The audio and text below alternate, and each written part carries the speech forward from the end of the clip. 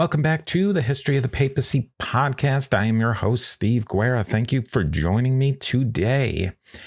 Previously, we traced the long and complex story of the First Temple's renovation and religious reforms, from the earliest damage possibly inflicted by the Egyptian pharaoh through the piecemeal repairs under Joash and the dramatic religious centralization efforts of Hezekiah, and then the big sweeping reforms of King Josiah. We followed the ups and the downs of a sacred space that served as the religious heart of the kingdom of Judah. Josiah's death at Megiddo was not just the fall of the reforming king, it was the beginning of the end for the kingdom itself. The spiritual renewal he tried to ignite could not stop the geopolitical tsunami that swept across the entire ancient Near East.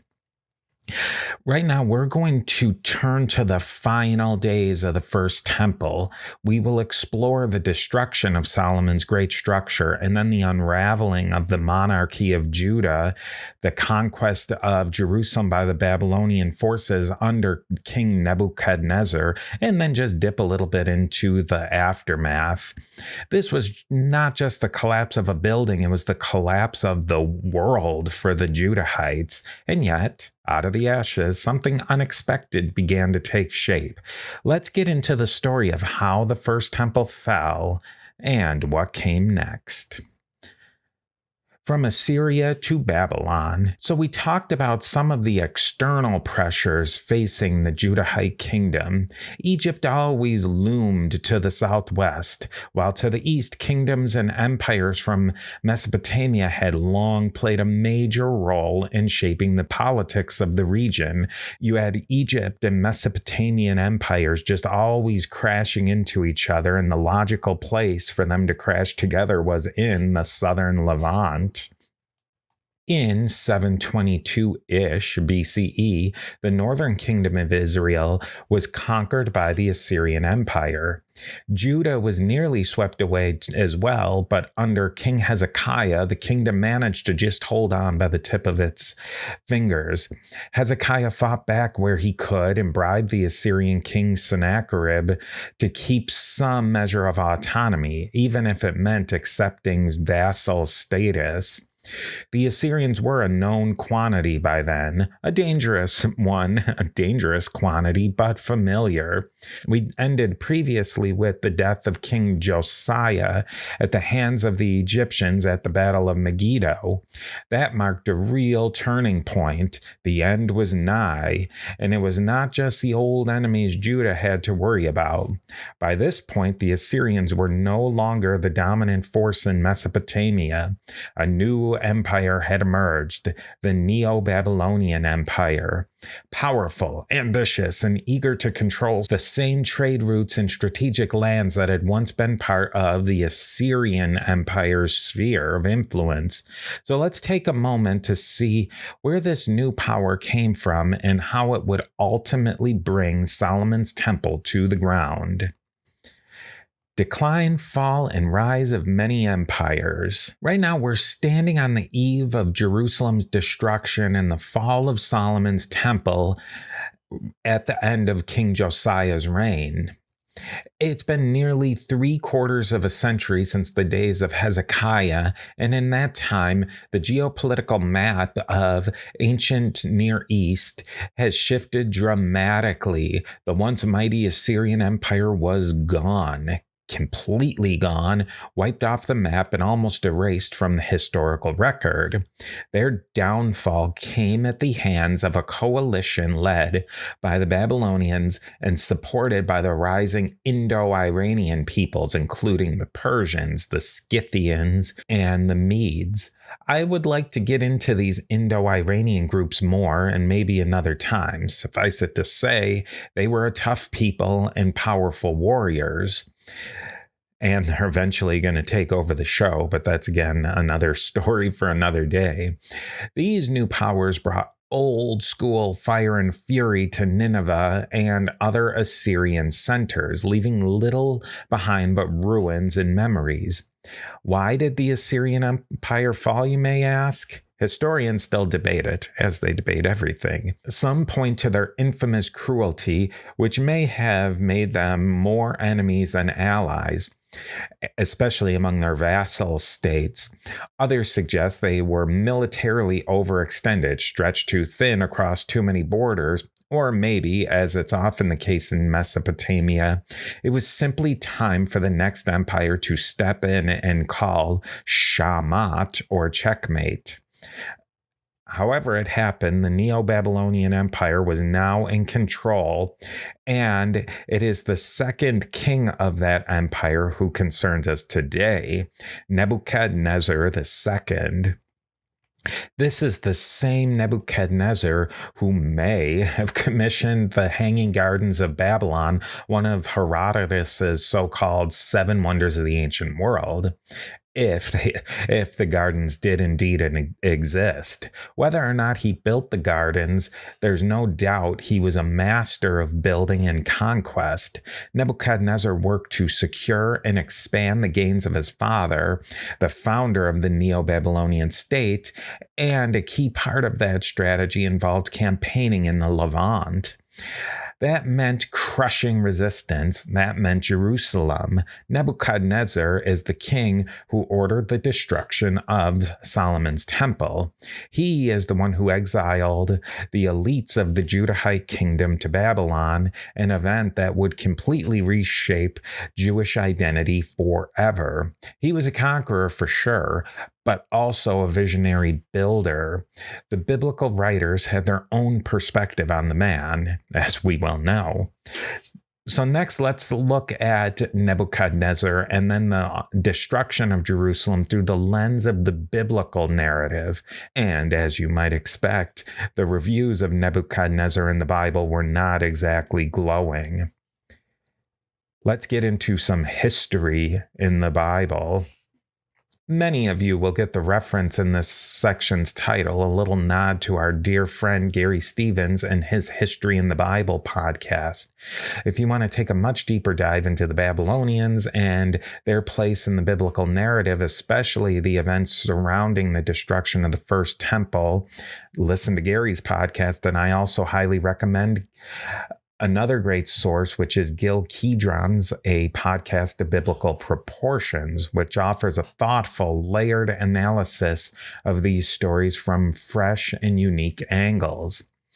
The Babylonian Empire truly was an empire of the Fertile Crescent. At its height, if you were to overlay a map of its territory over the Fertile Crescent, the two would match almost perfectly.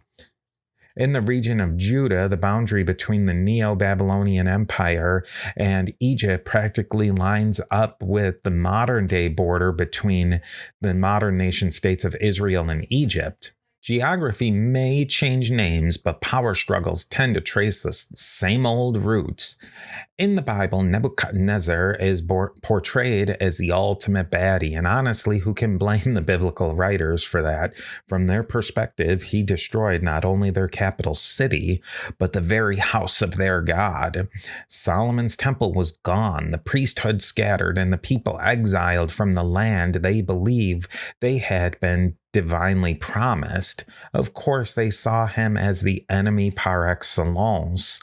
But the historical record paints a broader picture. Nebuchadnezzar was respected as a military strategist, a builder of monumental architecture, and a ruler who brought vast wealth into Babylon. His empire, from a Near Eastern perspective, was successful and stable under his rule. Still, that is not how the Israelites saw it. It is their perspective recorded in the books of the Old Testament that we will take a peek at next. The beginning of the end. After Josiah's death, the cracks in the kingdom of Judah widened fast.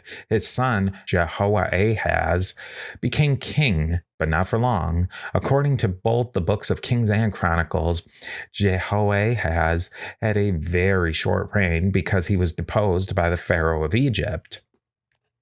The Egyptian influence over the region was still strong, and this was the first of several rapid successions in the throne.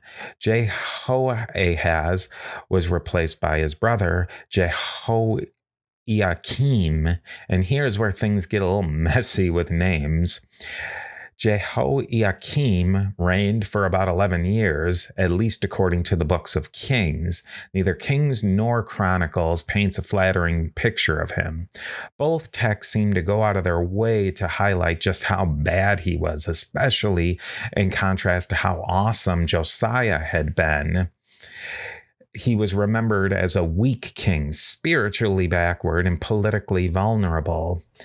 During Jehoiakim's reign, the pressure from the outside powers grew unbearable. Both Egypt and Babylon were chipping away at the Judahite kingdom.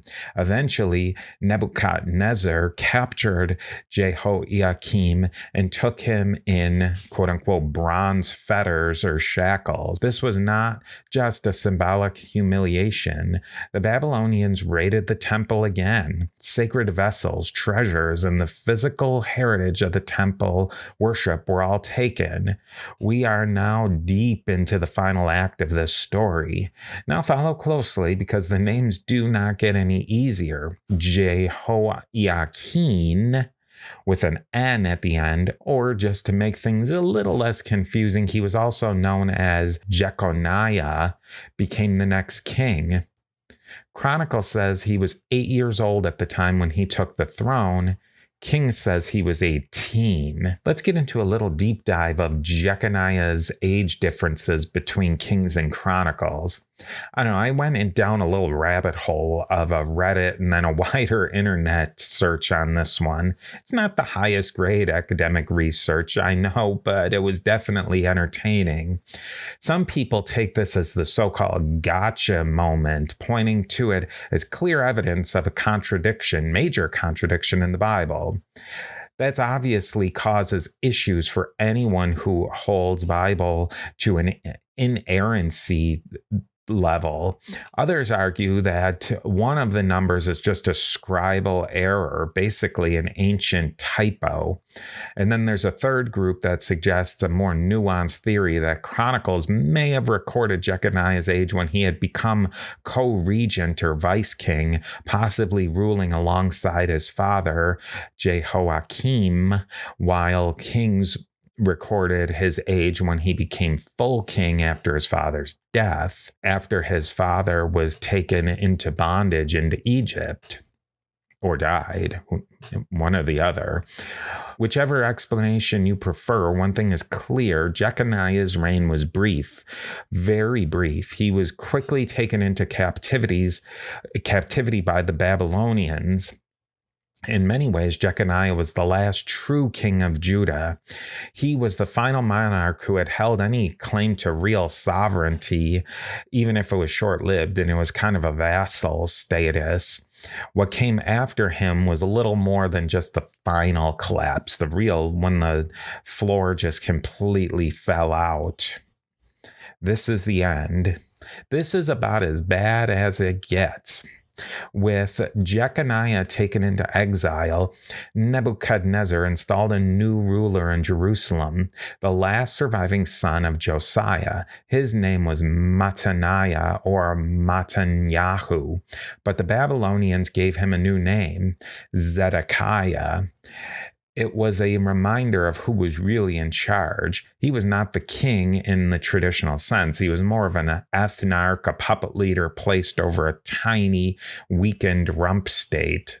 Zedekiah had one of the greatest prophets of all time at his side, that is, Jeremiah. But unfortunately, he did not take Jeremiah's advice. Gil Kedron, in A Podcast of Biblical Proportions, does a great job unpacking the politics of Jeremiah.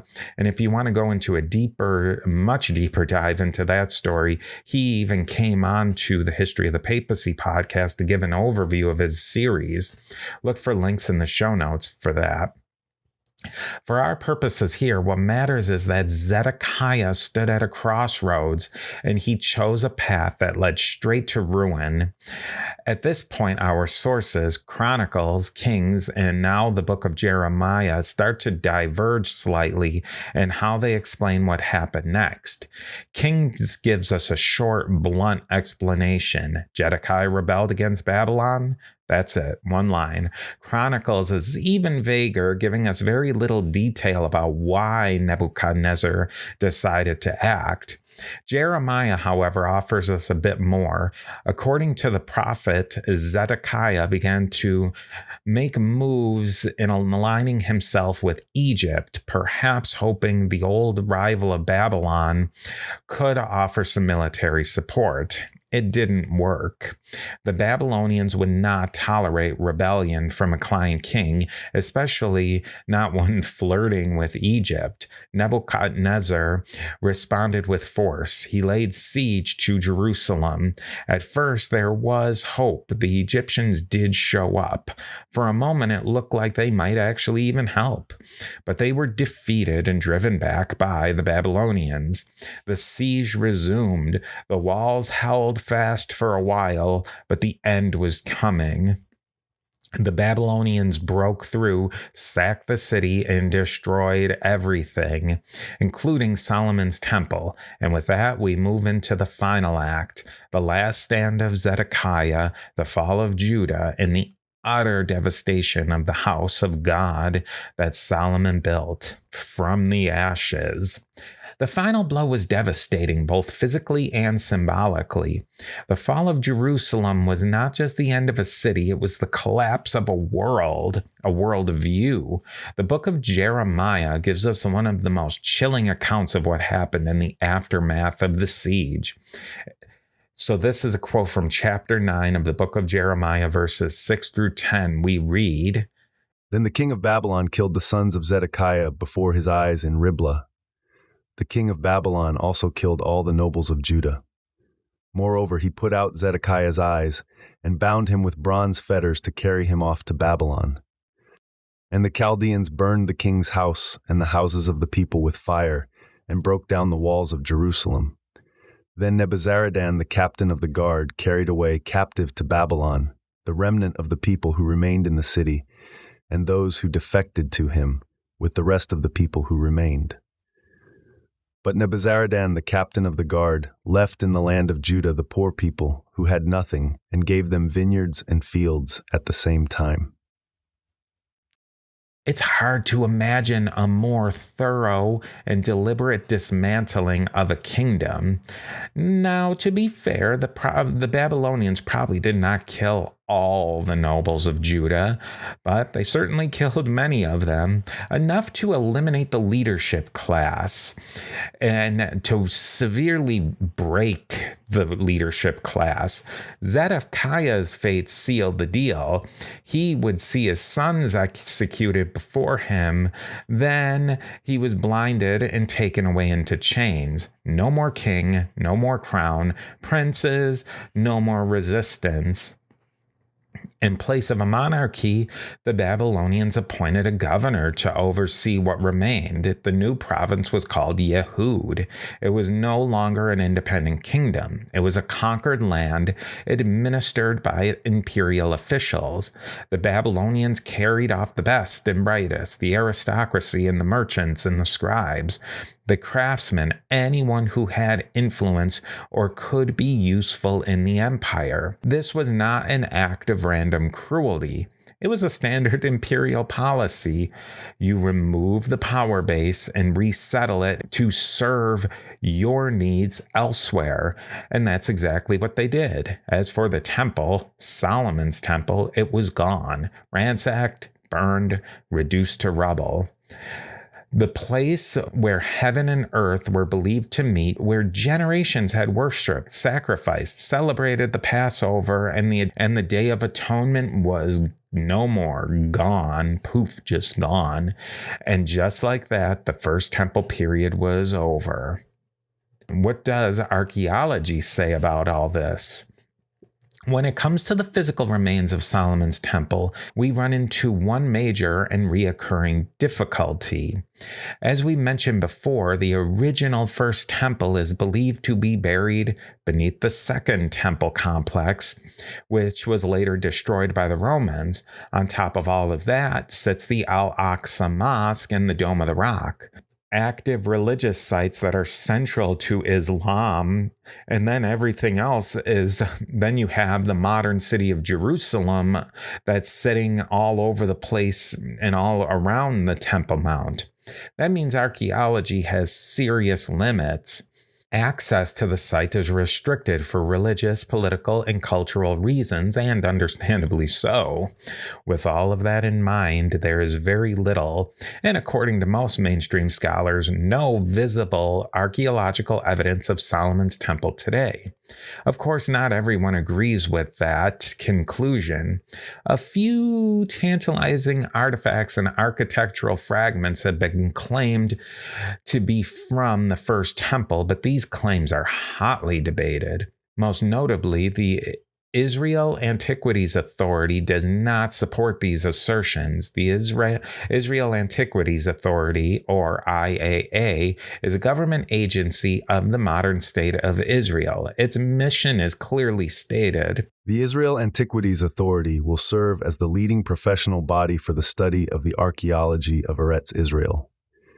It will preserve, conserve, and study the archaeological heritage of the country at the highest scientific level, and will maintain a balance between development needs and antiquities preservation. What matters most here is that the IAA's scientific posture is extremely conservative, not in the political sense, but in the scientific one. They don't rush to declare biblical confirmation based on fragmentary or ambiguous findings. And in a field as emotionally and religiously charged as biblical archaeology, that kind of caution is super necessary. In today's world of headlines and clickbait, the incentive to overhype any artifact is overwhelming. We see this again and again. Small scraps of parchment, a fragment of pottery, or a misinterpreted inscription get paraded around with the headlines like, "Proof Jesus did X," or "This disproves the entire Bible." A prime example, which we've covered in detail in this podcast, is the so-called Gospel of Jesus' Wife fragment promoted by Karen King. That episode stands as a cautionary tale.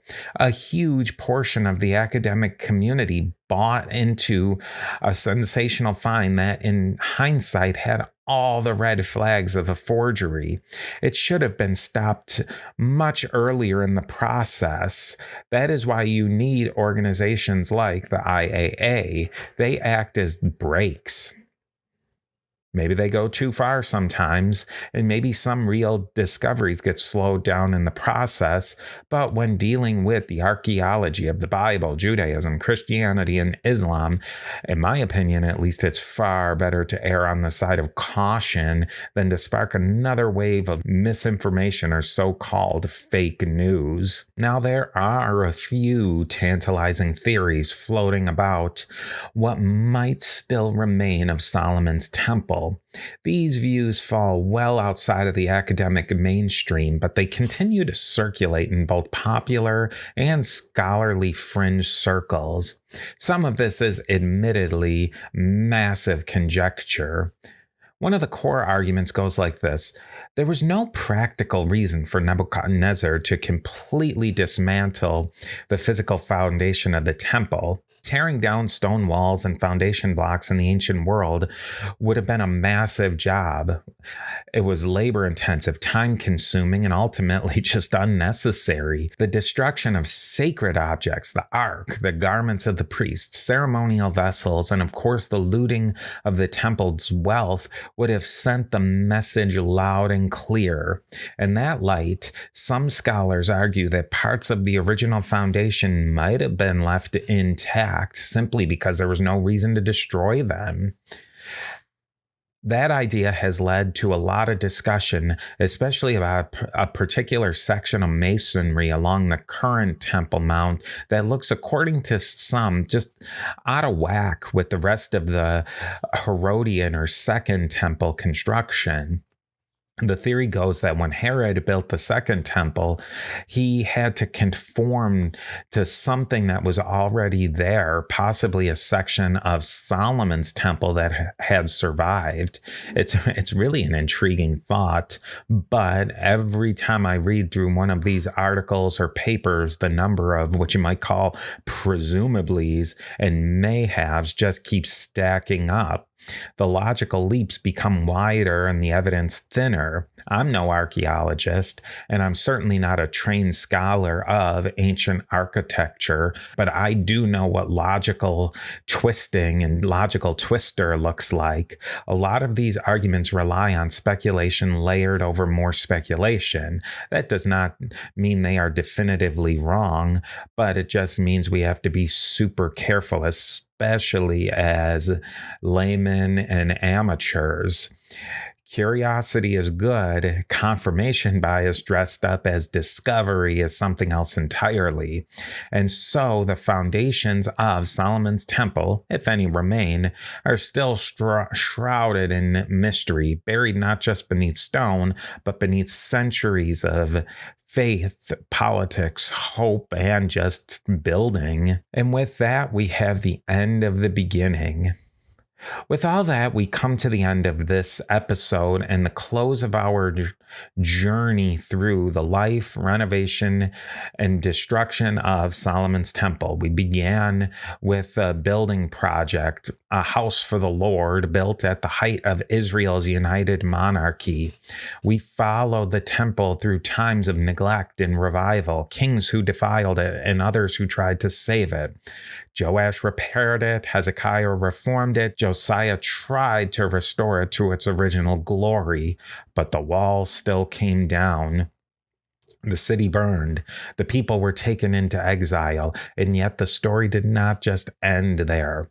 The destruction of the first temple marked the end of an era, but also launched a time of deep spiritual transformation. It forced new questions, new answers, and eventually new traditions that would shape the future of Judaism and the Israelite religion. In a way, a brand new Judaism, an entirely new thing that was rooted in past tradition would come about. Second Temple Judaism. The Second Temple Judaism was the genesis, if you will, of Christianity, rabbinical Judaism, and even eventually down the line, Islam.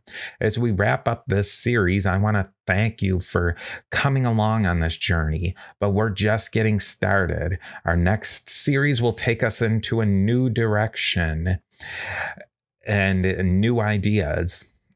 We'll explore all sorts of new topics in a new world. More on that very soon. Now, before we go, I just want to ask you for your help. The goal of the History of the Papacy podcast going forward is simple. Let's make this show 100% listener supported. That means no ads, no interruptions, just the history. And now we can make that happen together. If just 5% of the listeners joined us at the Antioch level, just $3 a month, we could be there and then some. It's really that simple. If you enjoy this podcast, if you want to help us keep going, please visit us at patreon.com/history of the papacy and join today. We're also on Buy Me a Coffee and PayPal. And if you don't like any of the above, we have Venmo as well. So reach out to me if you have a question about supporting. I'd love to help you help us. Every contribution goes straight into producing the best content I'm possible of making. So let's do this together. Thank you for listening, and I'll see you on our next stop on our trip through the history of the papacy, Christian church, and more.